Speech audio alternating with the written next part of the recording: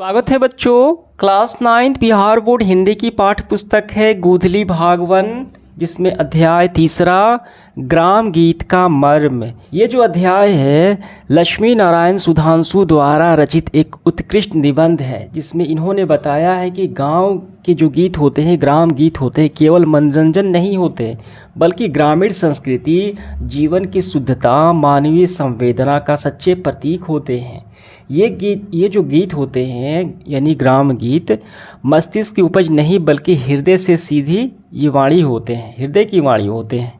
ठीक है, इसमें बनावटी नहीं होता।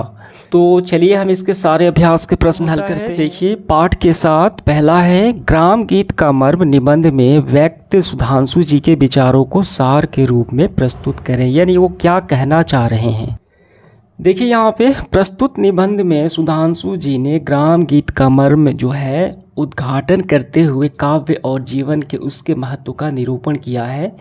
यानी इसका मतलब बताया है कि जीवन की शुद्धता और भावों की सरलता का जितना मार्मिक वर्णन ग्राम गीतों में मिलता है, उतना परिवर्तन यानी कला गीतों में नहीं मिलता।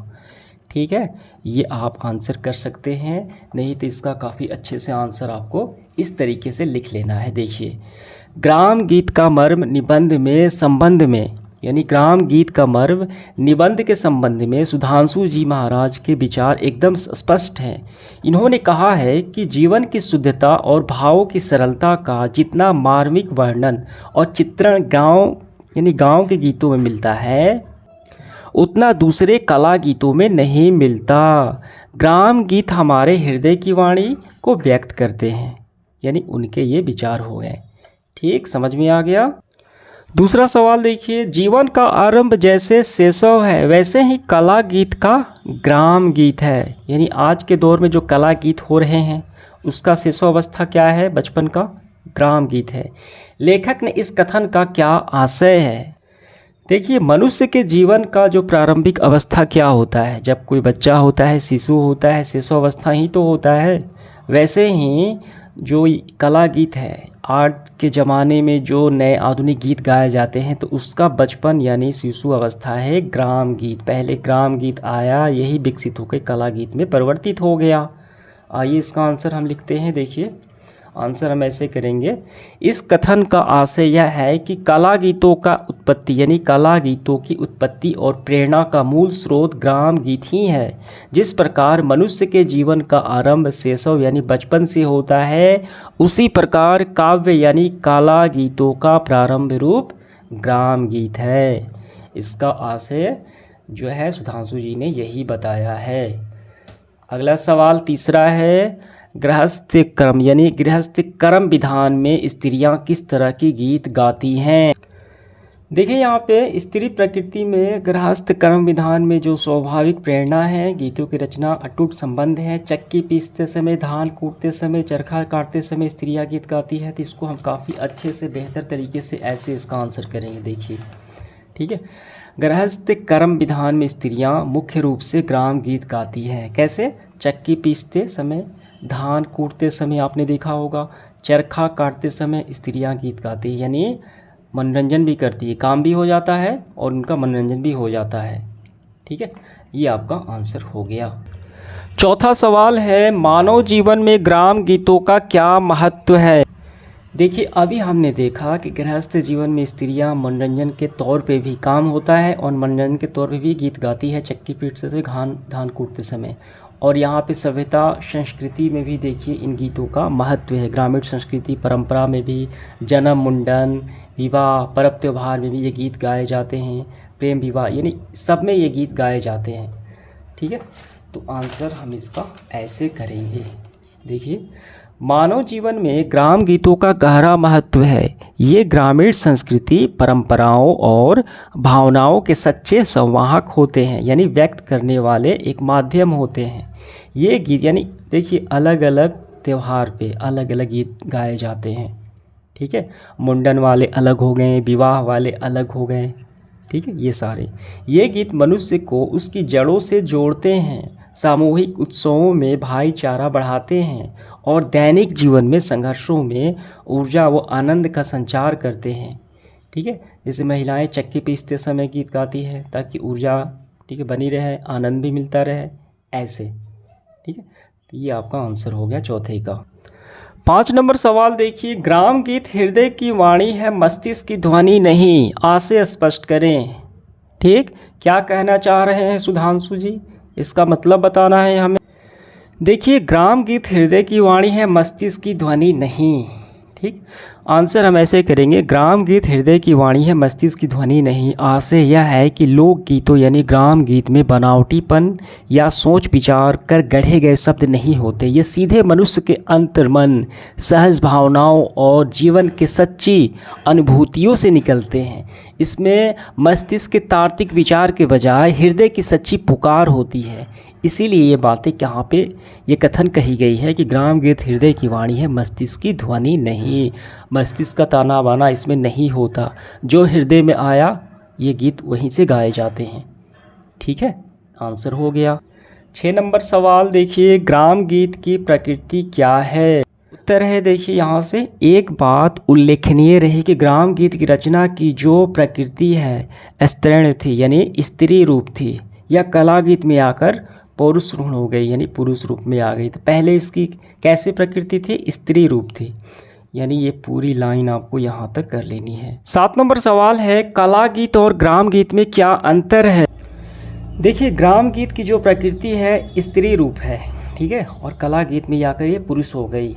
और ये जो ग्राम गीत है, स्त्री और पुरुष रचयिता के दृष्टिकोण से सूक्ष्म स्वाभाविक भेद हो सकता है।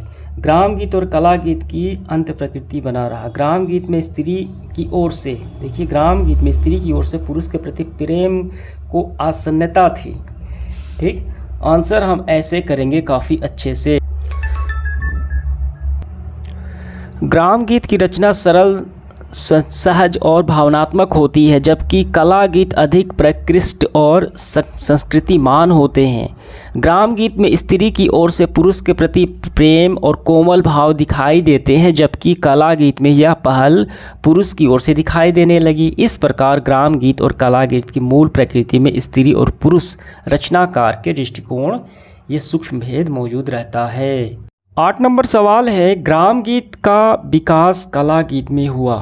ग्राम गीत का विकास ही कला गीत में हुआ। पहले ग्राम गीत शेषावस्था, उसके बाद ये आगे आ गया कला गीत में हुआ। पठित निबंध को ध्यान में रखते हुए उसकी विकास प्रक्रिया पर प्रकाश डालना है।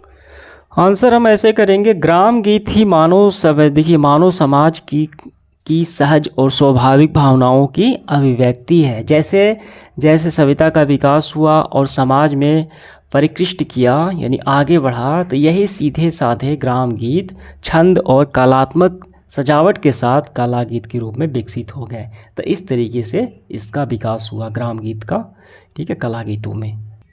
9 नंबर सवाल है, ग्राम गीतों में प्रेम दशा की क्या स्थिति है। पठित निबंध के आधार पर उदाहरण देते हुए समझाइए।